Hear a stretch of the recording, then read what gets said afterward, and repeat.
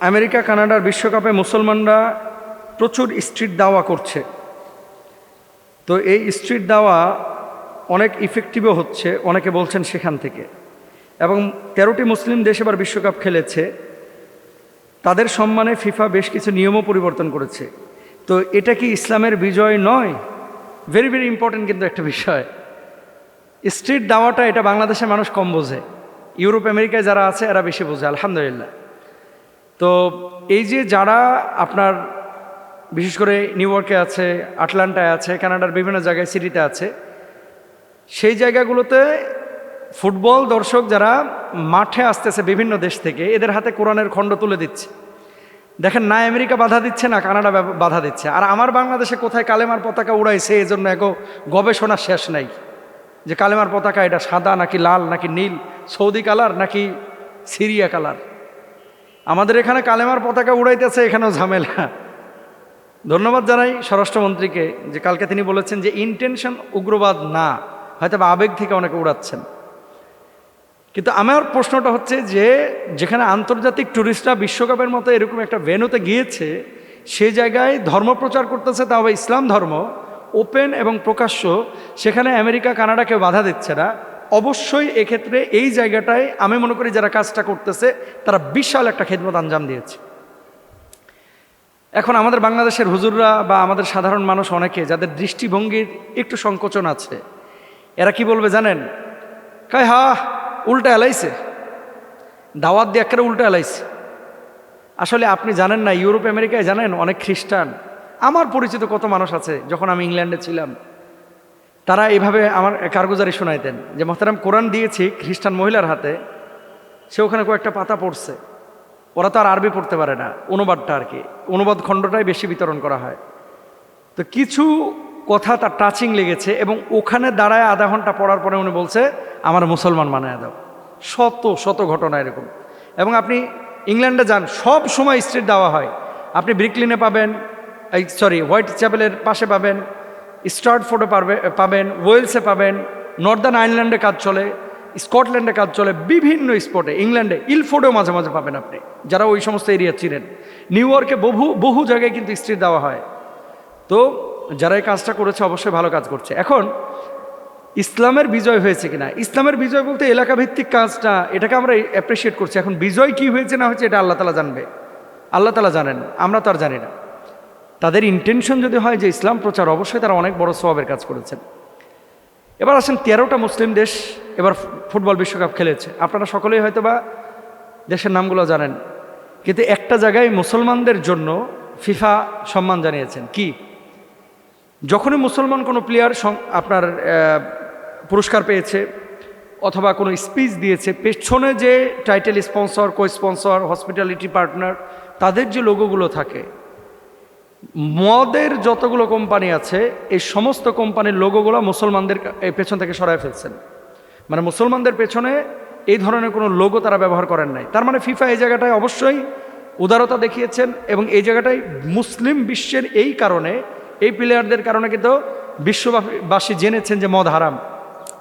মুসলমানরা তো আমরা সকলেই জানি যে মদ হারাম, কিন্তু অমুসলিমরা মুসলমানদের যে দৃষ্টিভঙ্গি মদের ব্যাপারে, শরাবের ব্যাপারে, এটা কিন্তু তারা বুঝেছে। তো আসলে যে জায়গাগুলোতে খিদমা হয়, আমি বলছি না ফুটবল বিশ্বকাপে ফুটবল খেলা এটা খেদমা, কিন্তু যে কাজগুলো কাতার বিশ্বকাপে আজান শুনে অনেকে মুসলমান হয়েছে না, তো আসলে মুসলমানদের যে জায়গাগুলোতে সুযোগ আছে সেই জায়গাগুলোতে এভাবে ইসলাম প্রচার করা, দিন প্রচার করা, এটা মুসলমানদের আসলে দায়িত্ব, কর্তব্য। বি অ্যাপ্রিসিয়েট, এটা আসলে উৎসাহিত করা উচিত। Thank you. যে প্রশ্নটা করেছেন, আল্লাহ তাআলা তাকে জাযায়ে খায়ের দান করুন। ফুটবল বিশ্বকাপে দেখা যায় অনেক মুসলিম প্লেয়াররা সেজদা দেয় এবং রেফারিও গত আর্জেন্টিনা আর ইংল্যান্ডের ম্যাচ পরিচালনার পরে মুসলিম রেফারি তিনিও সেজদা দিয়েছেন। মাঠের মধ্যে ওযু ছাড়া এভাবে সেজদা দেওয়া ইসলামের শরীয়তে কতটুকু জায়েজ? পাশাপাশি আমাদের এলাকার যুবকরাও এখন দেখি গোল দেওয়ার পরে ওই কাদার মধ্যে সেজদা দিয়ে দেয়। ঠিক আছে, দেখে দেখে তো শিখে, তাই না?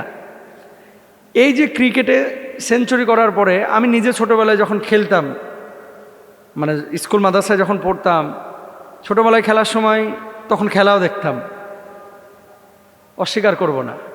তো দেখতাম ওই যে সাইদ আনোয়ার সিজদা দিয়ে দিত, মোহাম্মদ ইউসুফ সিজদা দিয়ে দিত। এত ভাল লাগতো দেখে, খেলা দেখে না যা বেশি ভাল লাগতো, সিজদা দেখার লাগে আরও অপেক্ষায় থাকতাম যে কখন সেঞ্চুরি করে সিজদা দেবে। এটা হচ্ছে সিজদার প্রতি একটা ভালোবাসা, সিজদার প্রতি একটি মায়া। এখন যারা এই সিজদাগুলো দিচ্ছেন, এটাকে বলা হয় সিজদায় শুকর। আপনার কৃতজ্ঞতার জন্য আল্লাহর সামনে নিজের মাথাকে ঝুঁকিয়ে দেওয়া, লুটিয়ে পড়া। শুকরের সেজদা এটা যে কোনো জায়গায় যে কোনো সময় আপনি দিতে পারেন। এখন তার সেজদাটা আল্লাহ কবুল করছে কিনা সেটা আল্লাহ ছাড়া ভাই কেউ ভালো জানে না, এটা আমি বলতে পারবো না। তো এখন তারা যে সেজদা দিচ্ছে এটার জন্য কেউ ওযু থাকা জরুরি না? অবশ্যই ওযু থাকা জরুরি। এখন যদি কেউ ওযু না করে, এটা তার ফরজ না দেওয়া, ধরেন এমনি দিয়ে দিল, তার কি গুনাহ হবে? আসলে যদি এমনি কেউ এভাবে দিয়ে দেয়, এমনি যদি কেউ এভাবে দিয়ে দেয় গুনাহ হবে না। যেমন দরুদ শরীফ পড়তেছে, ওযু ছাড়া দরুদ শরীফ পড়া যায় না? ওযু ছাড়া কোরআনের আয়াত কি মুখস্থ পড়া যায় না না ধরে? এখন কেউ আবেগে একেবারে পড়ে গেছে সিজদার মধ্যে, তার গুনাহ হবে না। তবে হ্যাঁ, যদি ফরজ কোনো ইবাদত, নফল কোনো ইবাদত, যেভাবে আল্লাহ রাসূল সাল্লাল্লাহু আলাইহি সাল্লাম শর্ত জুড়ে দিয়েছেন যে সমস্ত ইবাদতের ক্ষেত্রে, যেমন নফল নামাজ আপনি পড়তেছেন, ওযু ছাড়া নামাজ হবে না। কোরআন তেলাওয়াত ওযু ছাড়া করতে পারবেন না।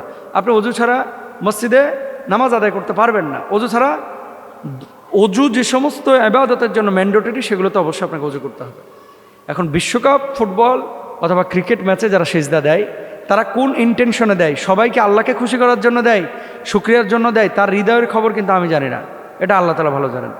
তবে এই জিনিসগুলো যারা করতেছে তাদের সমালোচনা করাও আসলে ঠিক না। কারণটা কি আমি বলি আপনাকে। পুরো মাঠে ধরেন দর্শক আছে 10 লাখ বা 5 লাখ কি 4 লাখ, যখন সিজদাটা সে দিচ্ছে, গোটা বিশ্বের মানুষ কিন্তু এই সিজদাটা দেখছে। তো ইসলাম সম্পর্কে তার একটা মেসেজ কিন্তু যাচ্ছে। আমি বলছি না ফুটবল বিশ্বকাপটা হচ্ছে ইসলামের দাওয়াত, আমি সেটা বলছি না। কিন্তু সে তার জায়গা থেকে যখন এই যে সিজদাটা দিচ্ছে, অনেক অমুসলিম যারা ম্যাচটা দেখে বা খেলাধুলা দেখে বা স্টেডিয়ামে আছে, তার ভিতরে কিন্তু একটা কিউরিসিটি তৈরি হয় যে আসলে এটা কি। সবাই উদযাপন করে গেঞ্জি খুলে, কেউ উদযাপন করে তার 6 প্যাক দেখায়, তাই না? কেউ উদযাপন করে মনে করেন আরেকজনের ঘাড়ে যায় উঠে, কতজন কতভাবে উদযাপন করে। তো একজন যদি সিজদা দিয়ে উদযাপন করে, এটা কিন্তু প্রশ্নটা এভাবে আসে যে সিজদা দিয়ে যে উদযাপন করতেছে, সিজদাটা কেন দিচ্ছে? রাইট, ব্যাপারটা কিন্তু এরকমই। তো যদি ইন্টেনশন এরকমই থাকে, তাহলে অবশ্যই এটাকে অ্যাপ্রিসিয়েট করার মতো। আর যদি ইন্টেনশন হয়ে থাকে রিয়া বা লৌকিকতা, তাহলে সেই জায়গাটাই উৎসাহিত করার কিছু নাই। এই জন্য আসলে প্রত্যেকটা মুসলমানের, আপনি যেখানেই থাকেন না কেন, যে কাজই করেন না কেন, আপনাদের প্রত্যেকেরই ইন্টেনশন এটাই হওয়া উচিত যে আমি আমেরিকা গেলেও আমি দাওয়ার টার্গেটে যাব, আমি যখন ঢাকায় থাকবো তখন দাওয়ার টার্গেটে, আমি যখন কক্সবাজার যাব আমার টার্গেট থাকবে, ইন্টেনশন থাকবে যে কিছু দাওয়াতি কাজ করা।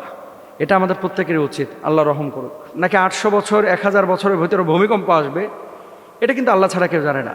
আল্লাহ সুবহানাহু ওয়া তাআলা এই যে অদৃশ্যের জ্ঞান, ভবিষ্যতের জ্ঞান, এটা পৃথিবীর কোনো মানুষ জানে না। আপনার করণীয় কি? হ্যাঁ, ঢাকা সিটিটা হচ্ছে পৃথিবীর 1 থেকে 3-এর মধ্যে অবসবাসযোগ্য অনিরাপদ শহরের মধ্যে একটা অনিরাপদ শহর, যে ঢাকা সিটিতে আমরা আছি। কিন্তু ঢাকা সিটি তো মসজিদেরও শহর, ঢাকা সিটি কিন্তু মাদ্রাসারও শহর। করোনার কথা মনে আছে আপনাদের?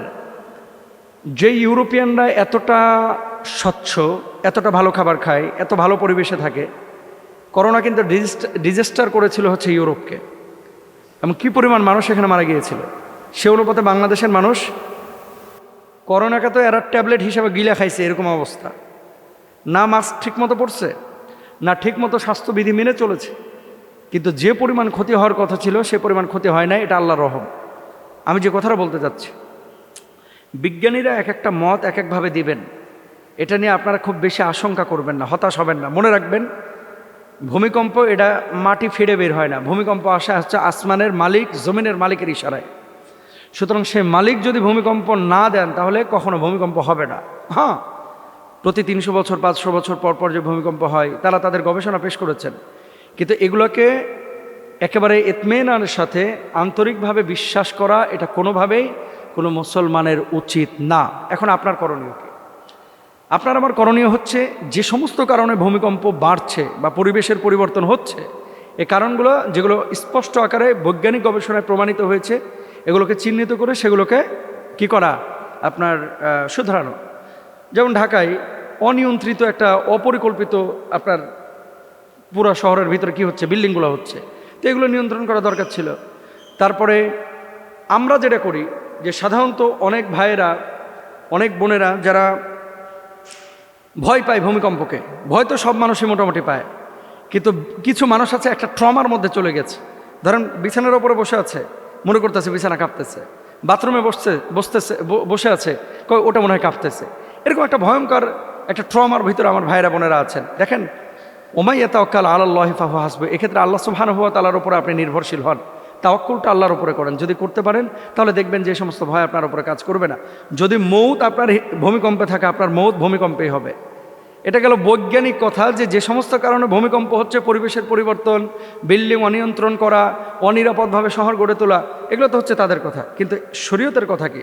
নবী সাল্লাল্লাহু আলাইহি ওয়াসাল্লাম বলেছেন ভূমিকম্প বাড়ার যে সমস্ত কারণ, সেটা ইদাত্তাখাদাল ফাই উদ্ওয়ালা, রাষ্ট্রীয় সম্পদগুলোকে গনিমতের মাল হিসাবে ব্যবহার করে ফেলা, হ্যাঁ, সম্পদ আরেকজনের হক নষ্ট করা, বাপ মাকে আপনার পাত্তা না দেওয়া, অবাধ্য হওয়া, তারপরে সমাজের নিকৃষ্ট মানুষদেরকে বড় বড় পদে বসিয়ে দেওয়া, এরপরে আপনার জাকাত আদায় ঠিকমতো না করা, আমানতের খেয়ানত করা, জেনা বেড়ে যাওয়া, মদ পান শরাব পান বেশি বেশি করা, এই সমস্ত জিনিসের কারণে মূলত ভূমিকম্পটা বেশি আসে।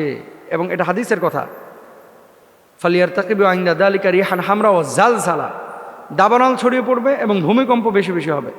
এই জন্য প্লিজ পাপটাকে আমরা কমাই, আল্লাহর কাছে কান্নাকাটি করি যে আল্লাহ এমন ভূমিকম্প আপনি দিয়েন না যে ভূমিকম্পে ঢাকার যে একেবারে ধ্বংস হয়ে যাবে, লক্ষ লক্ষ মানুষ এখানে ক্ষতিগ্রস্ত হবে। ছোট্ট একটা শহর, প্রায় 4.25 কোটি মানুষ এই ঢাকার ভিতরে।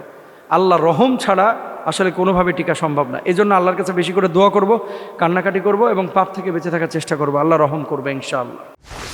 ইসলামিক লাইফ, জীবন গড়ুন কোরআন সুন্নাহর আলোকে।